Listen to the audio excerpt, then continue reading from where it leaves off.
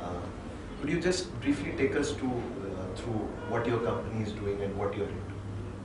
Our company, Iterate India Private Limited, is into software development. We are developing various kind of softwares. Sometime back we felt that there would be a need for computerization in higher education, that is universities and colleges. Firstly, I would like to tell you that we have this business since 1982. Initially, we started with small projects and gradually migrated to bigger projects. We started with 4 people, now we have more than 100 people working in our company.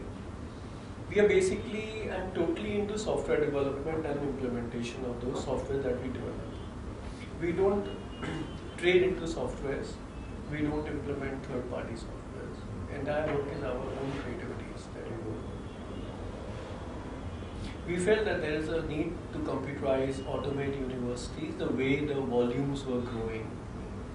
So we embarked on this project. Initially we did some result preparations, we did some small softwares for good number of universities and known universities, state and central universities.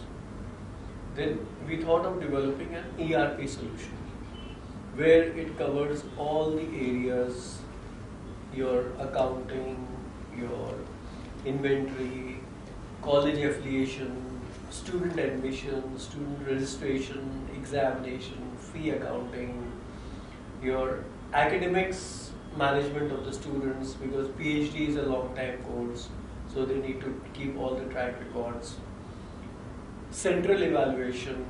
All this we developed into an ERP. We first studied the process of a university.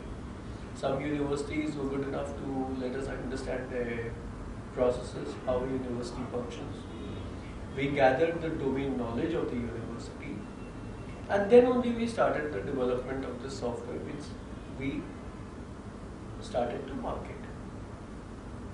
Then we have a lower down version also for universities which do not have affiliations and academics, etc. So it's a initial version that the student management and accounting you can do from this. That is what brought us into higher education. That is what we are providing in higher education. Any example of where you've implemented it and how it has worked? Yeah, we have implemented this in Chhatrapati Shahuji Maharaj University in Kanpur. It's a fairly big university with more than 500,000 students and 6,000 or so campus students they have on campus. They have about 400,000 students for their PhDs, and they have about 500 or more colleges which are affiliated to the university. Initially, they didn't have any information automated on what colleges are there. And then we have also done a system where it is directly linked to your student examination, student admission. So the number of students to be registered has to be earmarked in the college, which the college can intake, that is course-wise. So all that is now directly linked. There can be no goof-ups in that. Whatever is allotted, allocated numbers, they can only go by those numbers. The teacher database is there. Otherwise, you could find a case where the teacher may have enrolled at 2 different colleges. Now that case is not there. They are only enrolled in a single college and they identified. The teacher who is authorized for a particular, who is the subject matter expert of a particular course, a particular subject, is allowed to evaluate those copies only. Otherwise, they don't want to get the copies also, because the copy distribution is also, examination copy distribution is from the system now. So everything is well controlled now. So all these areas have really helped them upgrade their working, speeden up their working, and they are able to declare timely results. And entire result preparation is done through the system. Today, if a student has to check his details, they can easily do it. Now, sir, you said that you've been reaching out to state and central universities as well. Now, these age-old institutions which exist, how acceptable to them is this change that you are trying to bring? See, the idea of computerization now, maybe 10 years back things were different, but now everyone knows that they have to get into computerization. So willingly, unwillingly, happily or sadly, you have to accept it now. That you have to get into systems. Now, I do agree that implementing systems is not an easy process. It's very, very difficult. Because there are people who are on the verge of retirement or maybe above 50, they are already set into some processes of their own, their manual processes, or maybe on a standalone spreadsheet or Word, etc. They may be making some documents. To bring them onto systems is not easy, but then we really try very hard. But at the same time, when you talk to vice chancellors and you talk to registrars, that these are the systems that you carry and you can implement them, automate the university, they do show interest, they show some positive interest. But again, they also have that at the back of their mind that implementing systems at the ground level is not an easy task in the university. So, success of the system can only happen how effectively people have embraced it, how enthusiastically they have embraced it, and what is the top, that is from the vice chancellor level or from the registrar level, what is the message that yes, it has to be implemented, and what is the time frame for it. That discipline has to be created by them or has to be enforced by them if they want. Otherwise, yes, it becomes a difficult process to implement. So, in such a scenario, I mean, where people are usually resistant to change, how do you keep the optimism going? Optimism going is that when you develop a system, you must visualize who is the target user of it.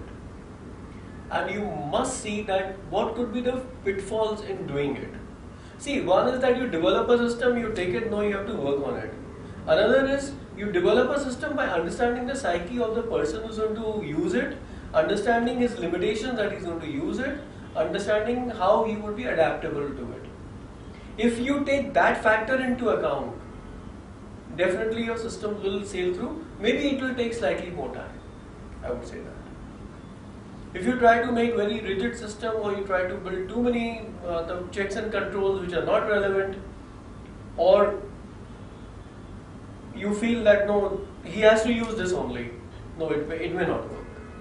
And another thing is that when you design systems, you have to see the target audience, the profile of the people who are going to use it, and how easy is the navigation of the system, how easily he can navigate through that each screen, or how easily can adopt to that particular report that you're going to give it. That's very, very essential. And I think that is one of the reasons that we were able to sail through the system in such an old university, and there were records of their inventory, the records of the students, I think from the inception of the universities in the early 60s, that they got it computerized and everything is now on the system with them. What are the future plans for Iterate? Future plans for Iterate, I would say that we would like to focus more on this because the government is also putting a stress, is putting a focus. We would like to put more focus on this and reach out to more universities, and not reach out to them that we have a product, we want to sell it. I mean, I personally feel that we would like to reach out to them to implement systems, help in upgradation of the university, where we get some sense of social responsibility, we some sense of satisfaction. I mean, social responsibility can not only be by way of providing donations or adopting certain things. I mean, if you do your job well and you are able to bring out results, and that contributes towards the efficiency and the productivity and increase in the faster results, I think that itself is also a big social responsibility that you're carrying towards. I mean, we would not be interested in just picking orders, taking a payment and leaving. I mean, then definitely we would not like to work for that university. We would be more interested where we can sail through the system, implement, and we can claim, yes, this is what we have done, this is how we brought it up, and this is how the university is benefited by it. Thank you very much for talking to us. Thank you. Thanks a lot.